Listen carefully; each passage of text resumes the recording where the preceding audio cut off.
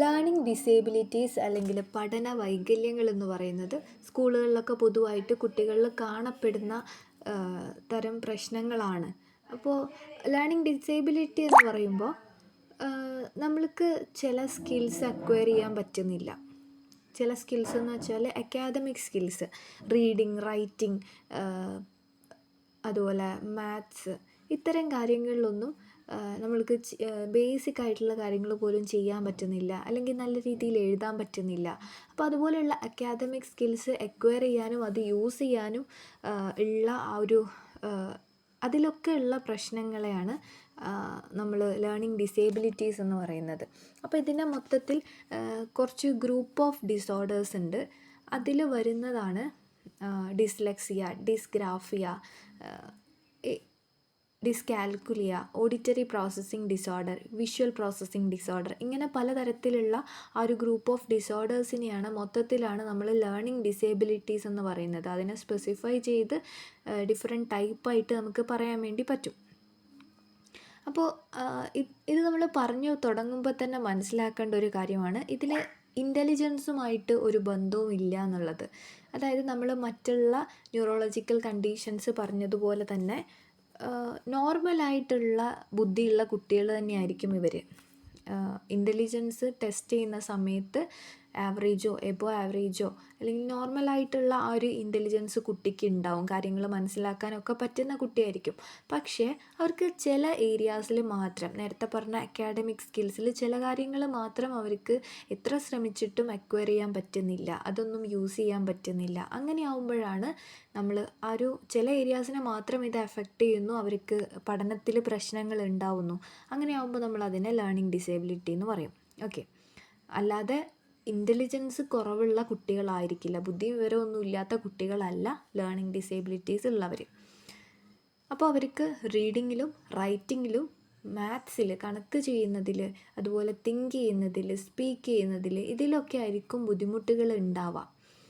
അതുപോലെ ഇതൊരു life long കണ്ടീഷനാണ്. പക്ഷേ നമുക്കിത് മാനേജ് ചെയ്ത് കൊണ്ടുപോകാം. നമ്മൾ എത്രത്തോളം സപ്പോർട്ട് ചെയ്യുന്നു, എത്രത്തോളം റെമഡിയൽ ട്രെയിനിങ് ഒക്കെ കൊടുക്കുന്നോ അതിനനുസരിച്ച് കുട്ടികൾക്ക് മാറ്റങ്ങൾ കണ്ടുവരാറുണ്ട്. പക്ഷേ മൊത്തത്തിലൊരു കുട്ടിയെ മാറ്റിയെടുക്കാൻ അല്ലെങ്കിൽ കംപ്ലീറ്റ് ആയിട്ട് ക്യൂർ ചെയ്യുക എന്നുള്ളത് നടക്കുന്ന കാര്യമല്ല. അപ്പോൾ ഇത് നേരത്തെ തന്നെ മനസ്സിലാക്കുകയും അതിന് വേണ്ടിയിട്ടുള്ള ട്രീറ്റ്മെൻറ്റ്സ് അല്ലെങ്കിൽ റെമഡിയൽ ട്രെയിനിങ് ഒക്കെ കൊടുക്കുകയും ചെയ്യുകയാണെങ്കിൽ നല്ല രീതിയിൽ ആ ഒരു കണ്ടീഷൻ ബെറ്റർ ആവും. അതല്ല നമ്മൾ ആ ഒരു കുട്ടിയുടെ ബ്രെയിൻ ഡെവലപ്മെൻറ്റും കാര്യങ്ങളൊക്കെ നടന്നു കഴിഞ്ഞ് കുറേ കാലങ്ങൾ കഴിഞ്ഞിട്ടാണ് നമ്മളിത് ഐഡൻറ്റിഫൈ ചെയ്യുന്നത് എന്നുണ്ടെങ്കിൽ ആ കുട്ടിക്ക് കാര്യമായിട്ടുള്ള ഇമ്പ്രൂവ്മെൻറ്റ്സ് ഒന്നും ഉണ്ടാക്കിയെടുക്കാൻ വേണ്ടിയിട്ട് നമുക്ക് പറ്റില്ല. അപ്പോൾ നമ്മൾ നേരത്തെ കുറച്ച് ടൈപ്പുകൾ പറഞ്ഞിട്ടുണ്ടായിരുന്നു. കോമൺ ആയിട്ടുള്ള ലേണിംഗ് ഡിസേബിലിറ്റീസ് എന്ന് പറയുന്നത് dyslexia, dyscalculia, dysgraphia, auditory processing disorder, visual processing disorder. ഇതിൽ ഡിസ്ലെക്സിയ എന്ന് പറയുന്നത് റീഡിങ്ങിൽ വരുന്ന ബുദ്ധിമുട്ടുകളാണ്. ഡിസ്കാൽക്കുലിയ എന്ന് വെച്ചാൽ മാത്സ്, കണക്ക് കൂട്ടുന്നതിലുള്ള പ്രശ്നങ്ങൾ. ഡിസ്ഗ്രാഫിയ എന്ന് വെച്ചാൽ ഡിഫിക്കൽട്ടി ഇൻ റൈറ്റിംഗ്, എഴുതുമ്പോൾ ഉള്ള പ്രശ്നങ്ങൾ. അതുപോലെ ഓഡിറ്ററി പ്രോസസ്സിംഗ് ഡിസോർഡർ, ആ പേര് പോലെ തന്നെ ഓഡിറ്ററി പ്രോസസ്സിംഗ്, സൗണ്ടുകൾ പ്രോസസ്സ് ചെയ്യുന്നതിലുള്ള ട്രബിള്. അതുപോലെ വിഷ്വൽ പ്രോസസ്സിംഗ് ഡിസോർഡർ ആകുമ്പോൾ വിഷ്വൽ ഇൻഫർമേഷൻസ് വ്യാഖ്യാനിക്കുന്നതിലുള്ള പ്രശ്നങ്ങൾ, അതൊന്നും ഇൻ്റർപ്രറ്റ് ചെയ്യാൻ പറ്റുന്നില്ല. അപ്പോൾ ഇത് ഓരോന്നും എന്താണ് എന്നുള്ളത് ജസ്റ്റ് നമ്മൾ പറഞ്ഞു പോയി. ഡിസ്ലെക്സിയ എന്ന് വെച്ചാൽ റീഡിങ്ങിലാണ്, ഡിസ്ഗ്രാഫിയ എന്ന് വെച്ചാൽ റൈറ്റിങ്ങിലാണ് പ്രശ്നം. ഇങ്ങനെ പറഞ്ഞെങ്കിലും ഇത് ഓരോന്നും നമ്മൾ എക്സ്പ്ലെയിൻ ചെയ്യാം. ഇതിൽ ഡിസ്ലെക്സിയ എന്ന് പറയുന്നത് റീഡിങ് ഡിസേബിലിറ്റി ആണെന്ന് നമ്മൾ പറഞ്ഞു. അതായത് ഇനേബിലിറ്റി ടു റീഡ് വേർഡ്സ് ഒന്നും റീഡ് ചെയ്യാൻ പറ്റുന്നില്ല. അതുപോലെ തന്നെ ആ വായിച്ച വേർഡ്സ് എങ്ങനെയെങ്കിലും കഷ്ടപ്പെട്ട് അവർ വായിച്ചെടുക്കുന്നുണ്ടെങ്കിലും ആ വായിച്ച കാര്യങ്ങൾ അവർക്ക് അണ്ടർസ്റ്റാൻഡ് ചെയ്യാൻ പറ്റുന്നില്ല. എന്താ ഇപ്പോൾ വായിച്ചത് എന്നുള്ളത് മനസ്സിലാവുന്നില്ല. ഒരു 6ലോ 7ലോ എത്തിയ കുട്ടികളൊക്കെ ഭയങ്കര ഫ്ലുവൻ്റായിട്ട് മലയാളവും ഇംഗ്ലീഷും ഒക്കെ വായിക്കാൻ അറിയാവുന്ന കുട്ടികളായിരിക്കും. പക്ഷേ അവരൊരു 1ലോ 2ലോ പഠിക്കുന്ന കുട്ടികൾ വായിക്കുന്ന പോലെയായിരിക്കും അവർ വായിക്കുന്നുണ്ടാവുക. റീഡിങ് ഫ്ലുവൻസി ഉണ്ടാവില്ല. അതുപോലെ തന്നെ നോർമൽ ഇൻ്റലിജൻസ് ഉള്ള കുട്ടികളായിരിക്കും ചിലപ്പം. ആവറേജോ അല്ലെങ്കിൽ എബോ ആവറേജോ ഇൻ്റലിജൻസൊക്കെ അവർക്കുണ്ടാവും. പക്ഷേ റീഡിങ്ങിൻ്റെ കാര്യത്തിൽ മാത്രം അവർ പിറകോട്ടായിരിക്കും.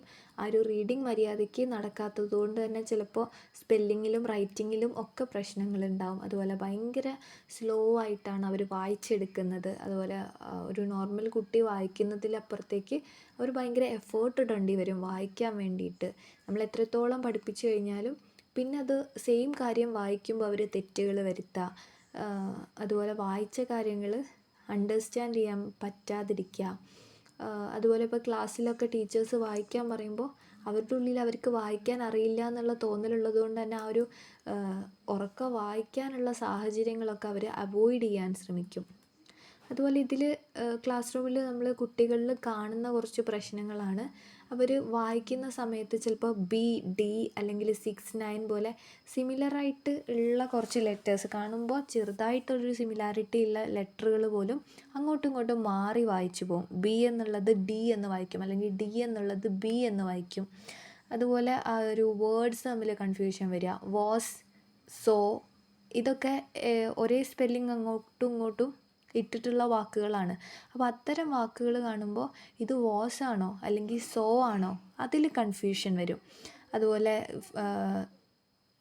കുറച്ച് ഒരു സീക്വൻസ് ആയിട്ടുള്ള കാര്യങ്ങൾ പഠിക്കുന്നതിൽ ബുദ്ധിമുട്ടുണ്ടാകും. ABCDFG അല്ലെങ്കിൽ സൺഡേ, മൺഡേ, ട്യൂസ്ഡേ, വെനസ്ഡേ ഇങ്ങനെ ഒരു ഓർഡറിൽ പഠിക്കാൻ വേണ്ടിയിട്ട് ഡിഫിക്കൽട്ടീസ് ഉണ്ടാവും. അപ്പോൾ ഇത്തരം കുട്ടികളിൽ എന്താ ചെയ്യാൻ പറ്റുകയെന്ന് വെച്ചാൽ മൾട്ടി സെൻസറി മെത്തേഡ്സ് ഉപയോഗിക്കുക എന്നുള്ളതാണ്. ഇപ്പോൾ വായിച്ച് പഠിക്കാൻ ബുദ്ധിമുട്ടുള്ള കുട്ടികളാണെന്നുണ്ടെങ്കിൽ എന്ത് ചെയ്യാം, അവർക്ക് പിക്ചേഴ്സ് കാണിച്ചു കൊടുത്തിട്ട് പഠിപ്പിക്കുക, അല്ലെങ്കിൽ എന്തെങ്കിലും വരച്ച് പഠിപ്പിക്കുക, വായിച്ചു കൊടുത്ത് പഠിപ്പിക്കുക. സ്വന്തമായിട്ട് വായിച്ചെടുക്കാനായിരിക്കുമല്ലോ പ്രശ്നം. അപ്പോൾ അവർക്കാരെങ്കിലും വായിച്ച് കൊടുത്തിട്ട് പഠിപ്പിക്കുകയും അല്ലെങ്കിൽ കേൾപ്പിച്ച് പഠിപ്പിക്കുക. എന്തെങ്കിലും റീഡിങ് ബുക്സൊക്കെ ഉണ്ടാവും, ഓഡിയോ ബുക്സ് ഉണ്ടാവും. നമ്മൾ വായിക്കുന്ന പോലെ തന്നെ നമ്മൾക്ക് എന്തെങ്കിലും ഒരു ഡിവൈസ് വഴി വായിച്ച് കേൾക്കാൻ പറ്റുന്ന ബുക്കുകളുണ്ടാവും. അതുപോലെ മൊബൈൽ ഫോണുകളിലൊക്കെ ടെക്സ്റ്റ് ടു സ്പീച്ച് എന്ന് പറയുന്ന ഒരു ടൂൾ ഉണ്ടാവും. ഗൂഗിളിലൊക്കെ നമ്മൾ എന്തെങ്കിലും ടൈപ്പ് ചെയ്ത് കഴിഞ്ഞാൽ, അല്ലെങ്കിൽ ടൈപ്പ് ചെയ്ത് വെച്ചിരിക്കുന്ന സാധനങ്ങൾ നമുക്ക് വായിച്ച് സ്പീച്ച് പോലെ കേൾക്കാൻ പറ്റുന്ന ടൂൾസ് ഉണ്ടാവും. അപ്പോൾ അത്തരം ടൂളുകൾ ഉപയോഗിക്കുക. എത്ര വായിച്ചിട്ടും ഇവർക്ക് പഠിക്കാൻ പറ്റുന്നില്ല എന്നുണ്ടെങ്കിൽ നമുക്ക് ചെയ്യാൻ പറ്റുന്ന ഒരു കാര്യം അതാണ്. വായിക്കാൻ പറ്റുന്നില്ല, അല്ലെങ്കിൽ എത്ര വായിപ്പിച്ചിട്ടും ആ വായന ഫ്ലുവൻ്റ് ആവുന്നില്ല. അങ്ങനെയുള്ള കുട്ടീനെ എത്രയും ഇങ്ങനെ വായിപ്പിച്ച് ടൈം കളഞ്ഞിട്ട് കാര്യമില്ലല്ലോ. നേരെ മറിച്ച് ആ കുട്ടീനെ പെട്ടെന്ന് പഠിപ്പിച്ചെടുക്കാൻ പറ്റുക ഓഡിയോ രൂപത്തിൽ അതിനെ കേൾപ്പിച്ചു കൊടുക്കുക, അങ്ങനെ പഠിക്കാം. അല്ലെങ്കിൽ എന്തെങ്കിലും ഫ്ലോ ചാർട്ടൊക്കെ വരച്ച് പഠിപ്പിക്കുക. അങ്ങനെ അവർക്ക് ഇൻട്രസ്റ്റിംഗ് ആയിട്ടുള്ള രീതിയിൽ കാര്യങ്ങൾ പഠിപ്പിക്കുക എന്നുള്ളതാണ്. അതുപോലെ ചെറിയ രീതിയിലുള്ള ഇമ്പ്രൂവ്മെൻറ്റ്സ് കാണുമ്പോൾ തന്നെ അവരുടെ ഒരു കോൺഫിഡൻസ് കൂട്ടാൻ വേണ്ടിയിട്ട് നമ്മൾ എന്തെങ്കിലും ഒരു റിവാർഡ് കൊടുക്കുക, അല്ലെങ്കിൽ നന്നായിട്ട് വായിച്ചല്ലോ എന്ന് നമ്മൾ പ്രേസ് ചെയ്യുക. ഇതൊക്കെ കുട്ടികൾക്ക് ആ ഒരു റീഇൻഫോഴ്സ്മെൻറ്റ് കിട്ടുമ്പോൾ തന്നെ അവർക്കൊന്നും കൂടെ വായിക്കണം എന്നുള്ള തോന്നലും കാര്യങ്ങളും ഉണ്ടാവും. ദെൻ രണ്ടാമത് വരുന്നതാണ് ഡിസ്ഗ്രാഫിയ. ഡിസ്ഗ്രാഫിയ എന്ന് പറയുന്നത് റൈറ്റിംഗ് ഡിസേബിലിറ്റിയാണ്. റൈറ്റിങ്ങിൽ എഴുതുന്നതിൽ വരുന്ന പ്രശ്നങ്ങൾ, ഹാൻഡ് റൈറ്റിംഗ് മോശമായിരിക്കും. അതുപോലെ സ്പെല്ലിംഗ് മിസ്റ്റേക്കുകൾ, വളരെയധികം സ്പെല്ലിംഗ് മിസ്റ്റേക്കുകൾ വരുത്തും. ചെറിയ വേർഡ്സ് ആയാലും അല്ലെങ്കിൽ ഈസി ആയിട്ടുള്ള വേർഡ്സ് എഴുതുമ്പോൾ പോലും സ്പെല്ലിംഗ് മിസ്റ്റേക്കുകൾ ഉണ്ടാവും. ദെൻ ഒരു ലെറ്റർ, ഒരു സെൻറ്റൻസൊക്കെ ഫോം ചെയ്യാനൊന്നും ഇവർക്ക് പറ്റുന്നുണ്ടാവില്ല. അപ്പോൾ ഒരു ലൈനിൽ എഴുതി തുടങ്ങിയാൽ തന്നെ ചിലപ്പോൾ ആ ഒരു ലൈൻ ഒക്കെ സ്ട്രെയിറ്റ് ആയിട്ട് അവർ ആ ലൈൻ അനുസരിച്ചൊന്നും എഴുതുന്നുണ്ടാവില്ല. അവിടെ ഇവിടെയൊക്കെ ആയിട്ട് കുത്തിക്കോറിയൊക്കെ ആയിരിക്കും എഴുതുന്നുണ്ടാവുക. അപ്പോൾ അത് വായിച്ചെടുക്കാൻ ആളുകൾക്ക് ബുദ്ധിമുട്ടായിരിക്കും. അപ്പോൾ ചില കുട്ടികളൊക്കെ നന്നായിട്ട് എക്സാമിനൊക്കെ പഠിച്ചിട്ടുണ്ടാവും. നമ്മൾ എന്ത് ചോദിക്കുമ്പോൾ അവർ ആൻസർ ചെയ്യുന്നുണ്ടാവും. പക്ഷേ എക്സാമിന് മാർക്കില്ല. കാരണം എന്താണ്? അവർ എഴുതിയതാർക്കും വായിക്കാൻ കിട്ടുന്നില്ല. എഴുതിയതിൽ ഫുൾ മിസ്റ്റേക്കാണ്. അപ്പോൾ അവരെന്താ എഴുതിയെന്ന് അറിയാത്തതുകൊണ്ട്, ആ ഒരു റൈറ്റിങ്ങിൽ പ്രശ്നമുള്ളതുകൊണ്ട്, ഡിസേബിലിറ്റി ഉള്ളതുകൊണ്ട് ആളുകൾക്ക് അവർ എഴുതിയ കാര്യങ്ങൾ, അല്ലെങ്കിൽ അവരുടെ മൈൻഡിലെ തോട്ട്സും കാര്യങ്ങളും അവർക്ക് എഴുതി ഫലിപ്പിക്കാൻ പറ്റാത്ത അവസ്ഥ ഉണ്ടാവും. അതുകൊണ്ട് എക്സാമിനൊക്കെ മാർക്ക് കുറയുന്നതായിട്ട് കാണാം.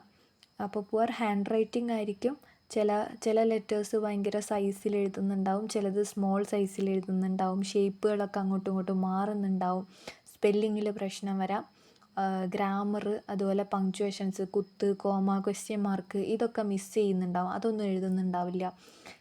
ദെൻ അവരുടെ ആ ഒരു തോട്ട്സ് എക്സ്പ്രസ് ചെയ്യുന്നതിൽ നമ്മൾ ചിന്തിച്ച കാര്യങ്ങളല്ലേ നമ്മൾ എഴുതുക. ഒരു എക്സാമിന് അല്ലെങ്കിൽ എന്തെങ്കിലും ഒരു കോമ്പറ്റീഷനൊക്കെ പോയി കഴിഞ്ഞാൽ ഒരു ടോപ്പിക്ക് കിട്ടിയാൽ അതിനെക്കുറിച്ച് നന്നായിട്ട് ചിന്തിക്കുന്നുണ്ടാവും, ഇന്നിന്ന കാര്യങ്ങളൊക്കെ എഴുതണം എന്ന് അവരുടെ മനസ്സിലുണ്ടാവും. പക്ഷേ അതിനെ പേപ്പറിലേക്ക് എഴുതുന്നതിൽ, അത് എക്സ്പ്രസ് ചെയ്യുന്നതിൽ, തോട്ട്സ് എക്സ്പ്രസ് ചെയ്യുന്നതിൽ ട്രബിൾ ഉണ്ടാവും. ദെൻ ഭയങ്കര സ്ലോ ആയിട്ടായിരിക്കും എഴുതുക. അതുപോലെ എഴുതിയ കാര്യങ്ങളിൽ തന്നെ ഒരുപാട് മിസ്റ്റേക്കും വായിക്കാൻ മനസ്സിലാവാത്ത പ്രശ്നങ്ങളും ഉണ്ടാവും. ദെൻ ഇപ്പോൾ ഒരു ടീച്ചർ ക്ലാസ്സിൽ നോട്ട് വായിച്ചു കൊടുക്കുകയാണെങ്കിൽ തന്നെ ഇവർ ഭയങ്കര സ്ലോ ആയിട്ട് എഴുതുന്നത് കൊണ്ടും സ്പെല്ലിംഗ് മിസ്റ്റേക്ക് ഉള്ളത് കൊണ്ടും ആ നോട്ടൊക്കെ ക്യാച്ച് ചെയ്യാൻ തന്നെ ബുദ്ധിമുട്ടുകളുണ്ടാവും. നോട്ട് കംപ്ലീറ്റ് ചെയ്യുന്നതിൽ ഇന്ന സമയം കൊണ്ട് നോട്ട് എഴുതണം എന്നൊക്കെ പറഞ്ഞാൽ ബാക്കിയുള്ള കുട്ടികൾ ചെയ്യുന്നതിനേക്കാളും വളരെ സ്ലോ ആയിട്ടായിരിക്കും ഈ കുട്ടികൾ ഈ വർക്കുകളൊക്കെ കംപ്ലീറ്റ് ചെയ്യുന്നത്. അപ്പോൾ ഇങ്ങനെ റൈറ്റിങ്ങിൽ പ്രശ്നമുള്ള കുട്ടികളാണെന്നുണ്ടെങ്കിൽ അവർക്ക് ടൈപ്പിംഗ് പഠിപ്പിച്ചു കൊടുക്കുക, അല്ലെങ്കിൽ ടൈപ്പിങ്ങിന് അലോ ചെയ്യുക. ഒട്ടും അവർക്ക് ഹാൻഡ് റൈറ്റിംഗ് റെഡി ആവുന്നില്ല, ഉള്ളിലുള്ള കാര്യങ്ങൾ എഴുതാൻ പറ്റുന്നില്ല എന്നുണ്ടെങ്കിൽ അവർക്ക് എന്ത് ചെയ്യാം, കാര്യങ്ങൾ ടൈപ്പ് ചെയ്യുക, എഴുതുന്നതിന് പകരം ടൈപ്പിങ്ങിലേക്ക് മാറ്റുക. ദെൻ അവർക്കൊരു റിട്ടേൺ ടാസ്ക് കൊടുത്തു കഴിഞ്ഞാൽ കുറച്ച് കൂടുതൽ സമയം അലോ ചെയ്യുക, അവർക്കത് കംപ്ലീറ്റ് ചെയ്യാൻ വേണ്ടിയിട്ട് കുറച്ചും കൂടെ സമയം കൊടുക്കുക. ദെൻ ഡിസ്കാൽക്കുലിയ, മൂന്നാമത് വരുന്ന ഡിസേബിലിറ്റിയാണ് മാത്തമാറ്റിക്സ് ഡിസേബിലിറ്റി, ഡിസ്കാൽക്കുലിയ. കാൽക്കുലേഷൻസിൽ മാത്തമാറ്റിക്കൽ ഓപ്പറേഷൻസ് ഒന്നും മര്യാദയ്ക്ക് ചെയ്യാൻ പറ്റാതിരിക്കുക, നമ്പേഴ്സൊക്കെ മനസ്സിലാക്കുന്നതിൽ ഇതിലൊക്കെ ഡിഫിക്കൽട്ടി ഉണ്ടാവാം. അപ്പോൾ കൂട്ടുക, കുറയ്ക്കുക, ഹരിക്കുക, ഗുണിക്കുക ഇങ്ങനത്തെ കാര്യങ്ങളൊന്നും തലയിൽ കയറാതിരിക്കുക. ഒരു മാത്സ് കൺസെപ്റ്റ് തന്നെ അവർക്ക് മനസ്സിലാവുന്നുണ്ടാവില്ല. അപ്പോൾ ടൈം നോക്കാൻ അറിയില്ല, അല്ലെങ്കിൽ പൈസ ഇപ്പം കടയിൽ പോയിട്ട് ബാലൻസ് വാങ്ങാൻ പറ്റുന്നില്ല, അളവുകൾ മനസ്സിലാക്കാൻ പറ്റുന്നില്ല, ആ ഒരു മെഷർമെൻറ്റ്സ് കാര്യങ്ങൾ ഇതിലൊക്കെ അതൊക്കെ അണ്ടർസ്റ്റാൻഡ് ചെയ്യുന്നതിൽ ബുദ്ധിമുട്ടുകൾ ഉണ്ടാവും. അപ്പോൾ ഇത്തരം കുട്ടികൾക്ക് ആ ഒരു നമ്പർ കൺസെപ്റ്റ് മനസ്സിലാവില്ല. ഇപ്പോൾ 2ഉം 3ഉം കൂട്ടിയാൽ എത്രയാണെന്ന് വെച്ചാൽ ചില കുട്ടികൾ 23 എന്ന് പറയും. 2ഉം 3ഉം കൂട്ടി വെച്ചാൽ ചേർത്ത് വെച്ചാൽ 23 അല്ലാതെ ഇത് രണ്ടും കൂട്ടുമ്പോൾ 5 വരിക എന്നുള്ളത് അവരുടെ മൈൻഡിൽ ഓടില്ല. അതുപോലെ മാത്സിൽ ഈ ഒരു മൾട്ടിപ്ലിക്കേഷൻ ടേബിൾസ് കാര്യങ്ങളൊന്നും പഠിക്കാൻ വേണ്ടിയിട്ട് അവർക്ക് പറ്റില്ല. ദെൻ ടൈം മനസ്സിലാക്കുക, അല്ലെങ്കിൽ വേറെ എന്തെങ്കിലും തരത്തിലുള്ള അളവുകൾ ഇതൊക്കെ മനസ്സിലാക്കുന്നതിൽ പ്രശ്നങ്ങളുണ്ടാവും.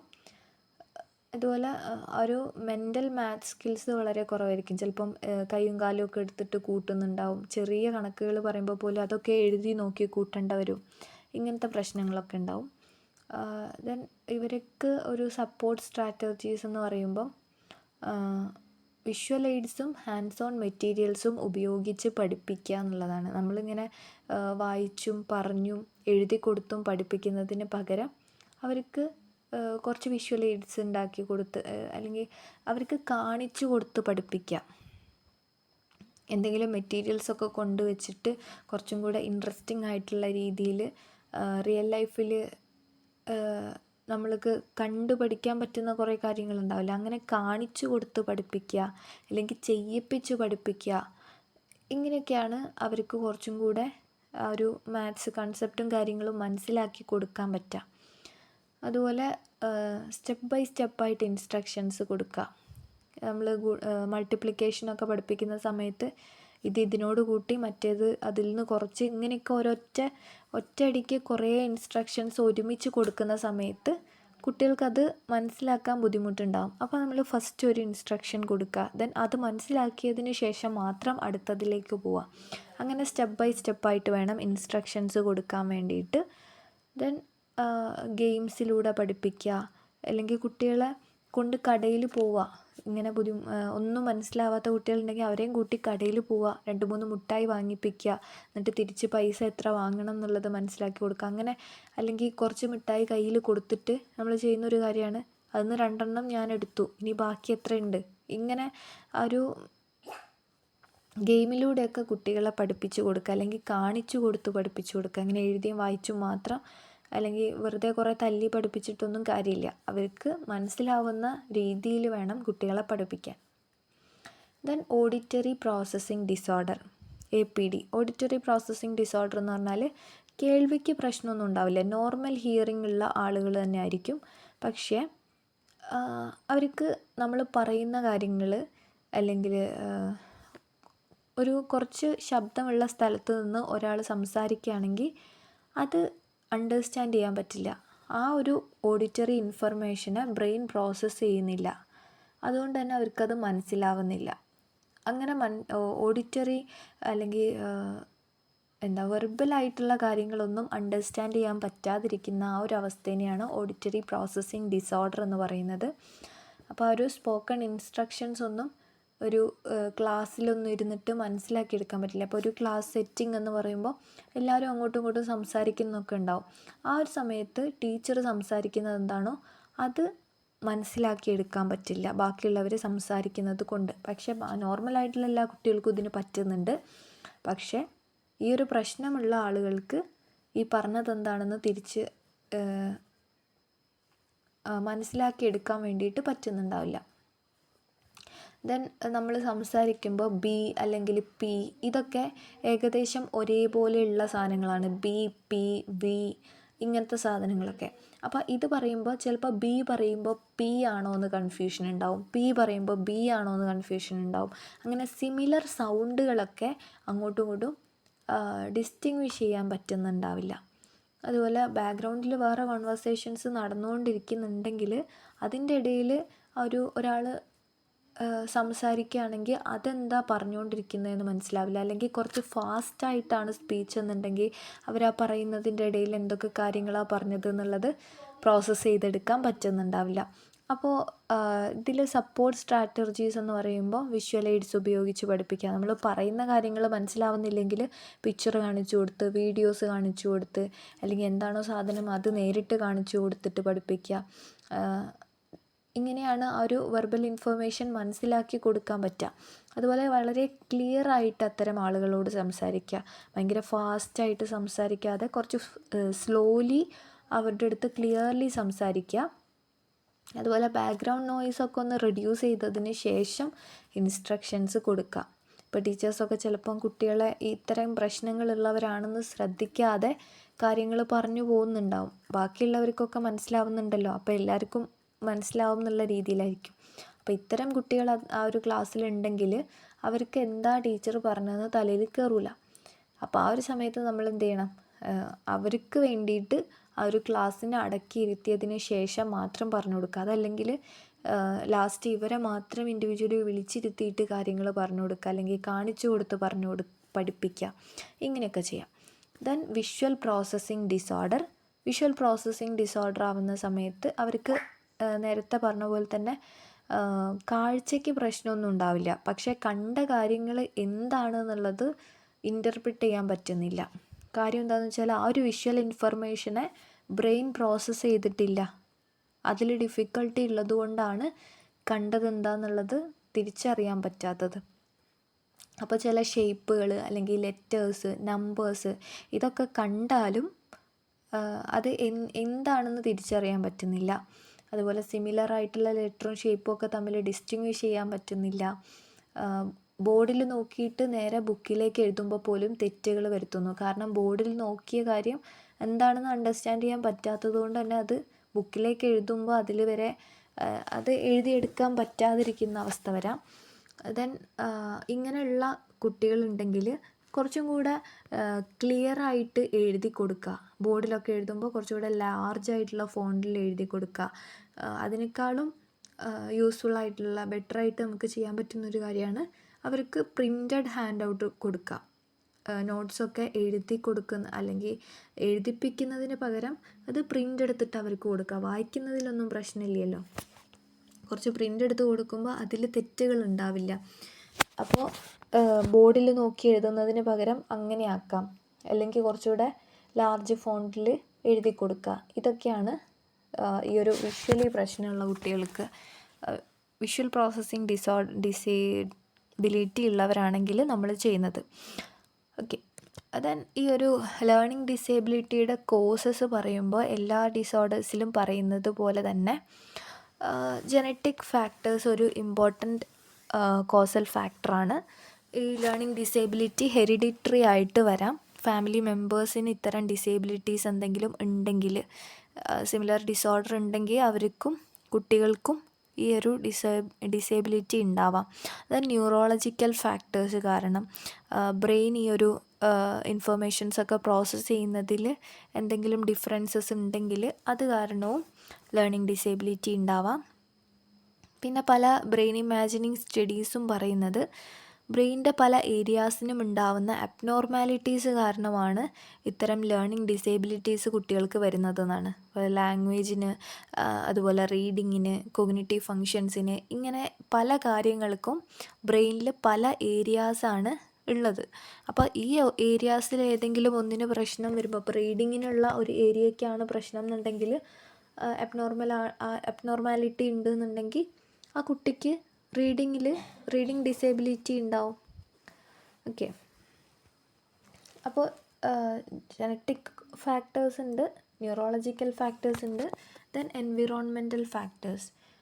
ഗർഭാവസ്ഥയിലുള്ള അമ്മ ഇപ്പോൾ ആൽക്കഹോൾ ഉപയോഗിക്കുക, അല്ലെങ്കിൽ ഡ്രഗ് ഉപയോഗിക്കുക, ടൊബാക്കോ ഉപയോഗിക്കുക, അല്ലെങ്കിൽ ആരെങ്കിലുമൊക്കെ പുക വലിച്ചത് ശ്വസിച്ചാലും മതി, ഇങ്ങനെയൊക്കെ അതിനോടൊക്കെ ഒരു എക്സ്പോഷർ ഉണ്ടായിട്ടുണ്ടെങ്കിൽ അതും ഒരു റീസണാണ്. അതുപോലെ ബർത്തിൻ്റെ സമയത്ത് ഉണ്ടാവുന്ന പല കോംപ്ലിക്കേഷൻസും, പ്രീമെച്വർ ബർത്തൊക്കെ ആണെന്നുണ്ടെങ്കിലും അത്തരം കുട്ടികൾക്കും ലേണിംഗ് ഡിസേബിലിറ്റീസ് ഉണ്ടാവാം. Then lack of early education. നമ്മൾ നേരത്തെ തന്നെ കുഞ്ഞിലെ തൊട്ട് കുട്ടികളെ ഓരോ കാര്യങ്ങളും പഠിപ്പിച്ചു കൊടുക്കുക, ഷേപ്പും കളറും, അല്ലെങ്കിൽ സംസാരിക്കാൻ പഠിപ്പിക്കുക, ഇങ്ങനത്തെ കാര്യങ്ങളൊക്കെ പഠിപ്പിക്കുന്നതിലൂടെയാണ് അവർക്ക് റീഡിങ്ങും റൈറ്റിങ്ങിൻ്റെയും ഒക്കെ ഒരു ഇൻട്രസ്റ്റ് വരുന്നതും പഠിക്കാൻ സ്റ്റാർട്ട് ചെയ്യുന്നതും.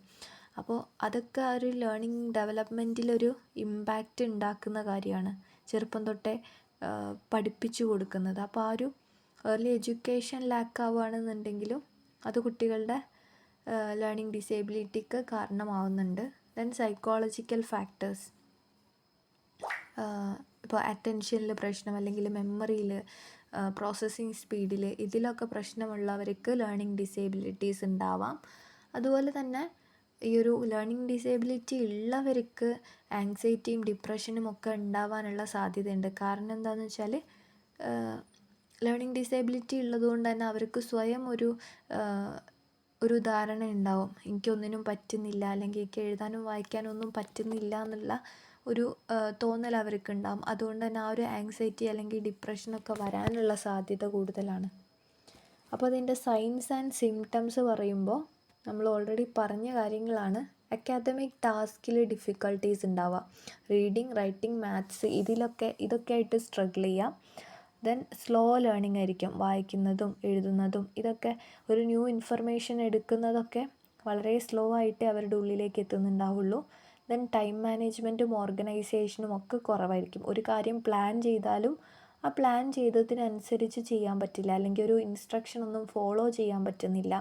അതുപോലെ അവരുടെ ഐഡിയാസ് അവർക്ക് ക്ലിയറായിട്ട് എഴുതി ഫലിപ്പിക്കാൻ പറ്റുന്നില്ല, ബിക്കോസ് അവിടെ സ്പെല്ലിംഗ് മിസ്റ്റേക്ക് ഉണ്ട്, അല്ലെങ്കിൽ ഹാൻഡ് റൈറ്റിങ്ങിൽ പ്രശ്നമുണ്ട്. അതുപോലെ ചിലപ്പോൾ വെർബൽ കമ്മ്യൂണിക്കേഷനിൽ പ്രശ്നം ഉണ്ടാവാം. അതുപോലെ പുവർ പെർഫോമൻസ് ഡെസ്പൈറ്റ് എഫേർട്ട്, എത്ര എഫേർട്ട് ഇട്ട് കഴിഞ്ഞാലും ചിലപ്പോൾ അവർക്ക് അവരുടെ ആ ഒരു പെർഫോമൻസ് എന്ന് പറയുന്നത് വളരെ പുവറായിരിക്കും. ദെൻ ഇതിനെ നമുക്ക് എങ്ങനെ ഡയഗ്നോസ് ചെയ്യാമെന്ന് ചോദിക്കുകയാണെങ്കിൽ, ഫസ്റ്റ് ആ ഒരു എഡ്യൂക്കേഷണൽ അസസ്മെൻറ്റ് നടത്തുക. ഇപ്പോൾ ടീച്ചേഴ്സിൻ്റെ അടുത്തുനിന്ന്, സ്കൂളിൽ നിന്നൊക്കെ ആ ഒരു കുട്ടികൾക്ക് എക്സാമൊക്കെ നടത്തിയിട്ട് എത്ര മാർക്കുണ്ട്, അവരുടെ അക്കാഡമിക് പെർഫോമൻസ് എത്രയാണ്, എങ്ങനെയാണ് എന്നുള്ളത് ആ ഒരു ഇൻഫർമേഷൻസ് കളക്ട് ചെയ്യുക. കുട്ടി പഠനത്തിൽ പിന്നോട്ടാണോ, അല്ലെങ്കിൽ ബാക്കിയുള്ള കാര്യങ്ങളൊക്കെ എങ്ങനെയാണെന്നുള്ളത് മനസ്സിലാക്കി അതിനുശേഷം സൈക്കോളജിക്കൽ ഇവാലുവേഷൻസ് നടത്താം. അവർക്ക് ചില ടൂളുകളൊക്കെ ഉപയോഗിച്ചിട്ട് അവരുടെ കോഗ്നിറ്റീവ് എബിലിറ്റീസും മെമ്മറിയും അറ്റൻഷനും ഒക്കെ ടെസ്റ്റ് ചെയ്യാം. അതിനോടൊപ്പം തന്നെ അവർക്ക് ഇൻ്റലിജൻസ് ടെസ്റ്റും കൂടെ നടത്താം.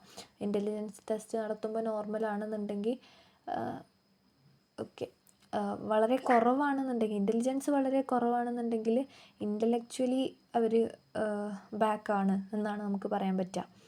ഇൻ്റലക്ച്വൽ ഡിസേബിലിറ്റി ഉണ്ടെന്ന് പറയാം. പക്ഷേ ഇൻ്റലിജൻസ് ഉണ്ട് എന്നിട്ടും അവർക്ക് പഠിക്കാനൊന്നും പറ്റുന്നില്ലെങ്കിൽ അത് ലേണിംഗ് ഡിസേബിലിറ്റിയുടെ ഭാഗമാണെന്ന് മനസ്സിലാക്കാം. Then language and speech evaluation. അവരുടെ ലാംഗ്വേജ് എങ്ങനെയാണ്, സംസാരം നല്ല രീതിയിൽ അവർക്ക് കമ്മ്യൂണിക്കേറ്റ് ചെയ്യാൻ പറ്റുന്നുണ്ടോ, ഓഡിറ്ററി പ്രോസസ്സിങ് ഓക്കെ ആണോ, സ്പീച്ചിൽ എന്തെങ്കിലും പ്രശ്നങ്ങളുണ്ടോ, ഇതൊക്കെ അസസ് ചെയ്യുക. ദെൻ ഒബ്സർവേഷണൽ ഡാറ്റ എടുക്കുക. അതായത് പാരൻസും ടീച്ചേഴ്സും ഒക്കെ ഇവരുടെ ബിഹേവിയർ എങ്ങനെയാണ് ഒബ്സർവ് ചെയ്തിട്ടുള്ളത്, അവരുടെ അക്കാഡമിക് പ്രോഗ്രസ് എങ്ങനെയുണ്ട്, ഇത്തരം കാര്യങ്ങളൊക്കെ മനസ്സിലാക്കിയതിന് അതെല്ലാം കൂടെ വെച്ചിട്ട് നമ്മൾക്ക് കുട്ടിക്ക് ലേണിംഗ് ഡിസേബിലിറ്റി ഉണ്ടോ ഇല്ലയോ എന്നുള്ളതിനെ കൺക്ലൂഡ് ചെയ്യാൻ പറ്റുള്ളൂ. ഓക്കെ. ദെൻ ഇത് നമ്മൾ ട്രീറ്റ് ചെയ്യുമ്പോൾ നമ്മൾ പറഞ്ഞു ഇത് ലൈഫ് ലോങ് കണ്ടീഷൻ ആണെന്ന് പറഞ്ഞു.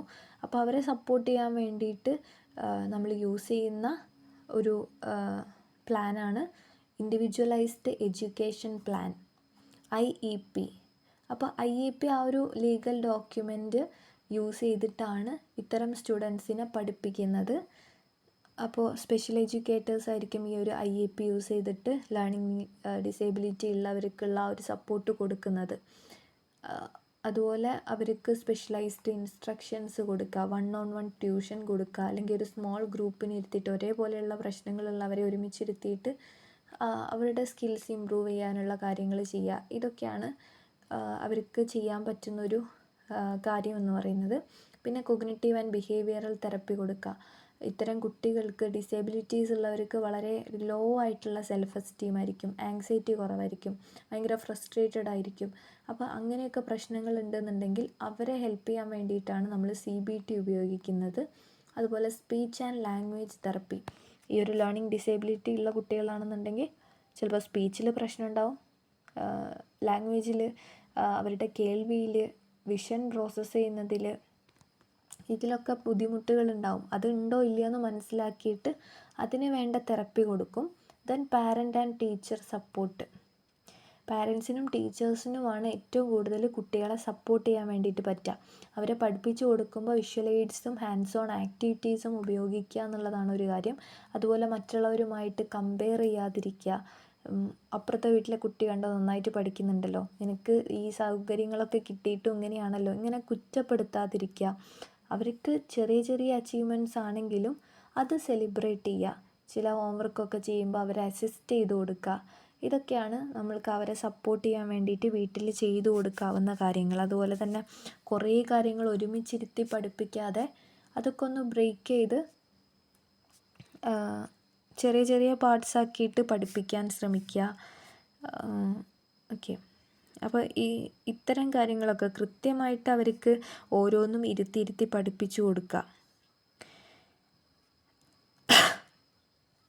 അതേപോലെ തന്നെ ഇമ്മീഡിയറ്റ് കറക്ഷൻസ് ഉണ്ടാക്കുക. ഇപ്പോൾ എന്തെങ്കിലും ഒരു കാര്യം തെറ്റായിട്ട് ചെയ്തു കഴിഞ്ഞാൽ അത് കുറച്ച് കഴിയട്ടെ, എന്നിട്ട് എല്ലാം എഴുതി കഴിഞ്ഞിട്ട് ഈ തെറ്റ് തിരുത്താം എന്ന് വിചാരിച്ചിരിക്കരുത്. അപ്പോൾ ആ ഒരു തെറ്റ് തിരുത്തി കൊടുക്കുക.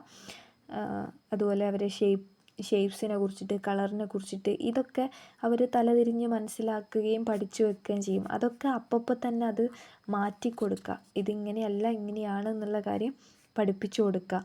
അതുപോലെ നേരത്തെ പറഞ്ഞ പോലെ തന്നെ ആ ഒരു കമ്പയറിങ് ഒഴിവാക്കുക. കുട്ടികളെ നന്നായിട്ട് ഒബ്സർവ് ചെയ്യുക. അവർക്ക് ലേണിംഗ് ഡിസേബിലിറ്റി തന്നെയാണോ എന്നുള്ളത് കൺഫേം ചെയ്യുക. ഇൻ്റലിജൻസ് ടെസ്റ്റുകളും മറ്റുമൊക്കെ ഉപയോഗിച്ചിട്ടാണ് ഈ ഒരു കൺഫർമേഷൻ നടത്തുന്നത്.